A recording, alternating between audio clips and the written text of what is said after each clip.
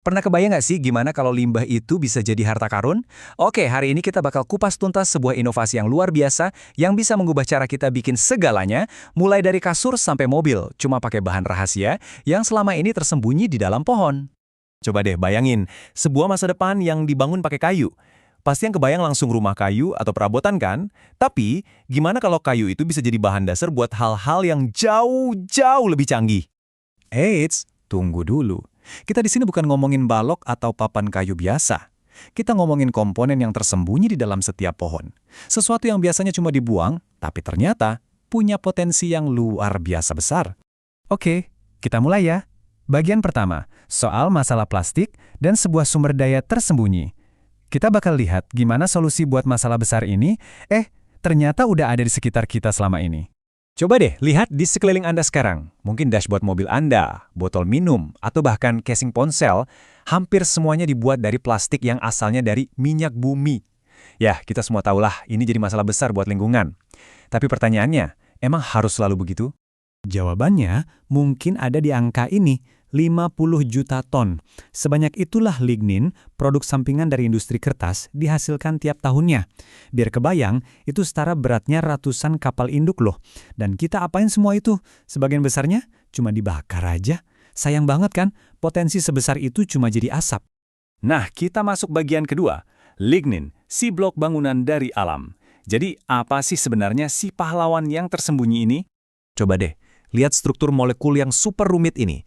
Ini bukan bahan kimia biasa, ini tuh mahakarya dari alam. Lignin, sering banget disebut lem alam, adalah polimer kedua paling melimpah di bumi, cuma kalah dari selulosa. Gampangnya gini deh, kalau selulosa itu ibarat batu batanya pohon, nah lignin ini semennya. Dialah yang merekatkan semuanya, ngasih kekuatan, dan ngelindungin pohon dari kerusakan. Tanpa lignin, pohonnya nggak bakal bisa berdiri tegak. Oke, bagian 3, kombinasi yang kuat. Nah, disinilah bagian serunya dimulai. Gimana jadinya kalau semen dari alam ini kita campur sama poliuretan, salah satu jenis plastik yang paling serbaguna? Jadi, inovasinya di sini. Poliuretan itu ada di mana-mana. Mulai dari busa di kasur kita, perekat, sampai lapisan cat. Pertanyaan para peneliti ini sebenarnya simpel. Bisa nggak ya kita ganti sebagian bahan bakunya yang dari minyak bumi itu pakai lignin yang melimpah ruah dan bisa diperbarui ini? Dan ternyata, ide ini bikin banyak orang penasaran. Grafik ini nunjukin jumlah paten buat poliuretan lignin. Coba dilihat, lonjakan drastis di bagian akhir itu. Wow, ini bukan lagi sekedar eksperimen iseng di lab, ini udah jadi bidang riset yang meledak dengan potensi komersial yang serius. Dan tentu aja, di balik data-data ini, ada orang-orang hebat, kayak Dr. Arthur Ragauskas ini, salah satu penulis penelitian yang jadi acuan kita. Dia dan tim-tim peneliti lain di seluruh dunia lagi kerja keras banget buat mengubah ide brilian ini jadi kenyataan. Bagian 4. Menguji bioplastik.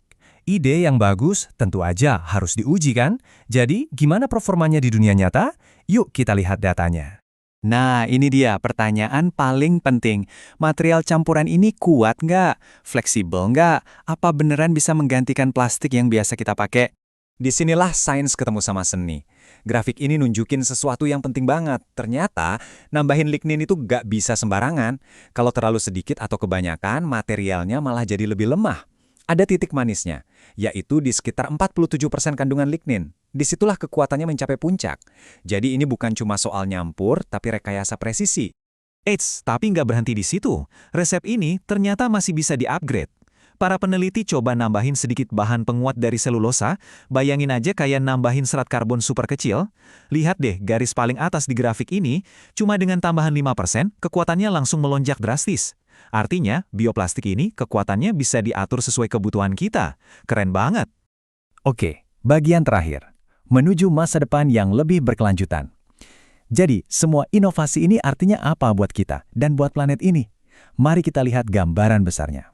Jadi, kenapa sih ini semua penting banget? Ini poin-poin utamanya. Pertama, jelas kita jadi ngurangin ketergantungan sama minyak bumi. Kedua, kita mengubah sesuatu yang tadinya sampah jadi produk yang punya nilai. Ketiga, material ini punya potensi buat lebih ramah lingkungan dan lebih gampang terurai. Dan yang paling penting, keempat, ini adalah langkah nyata menuju apa yang disebut ekonomi sirkuler, sebuah sistem di mana nggak ada lagi yang namanya sampah. Jadi, untuk menutup pembahasan kita kali ini, yuk kita kembali ke gagasan awal. Mungkin masa depan kita itu nggak cuma dibangun dengan kayu, tapi juga dari komponen-komponen tersembunyi yang ada di dalamnya.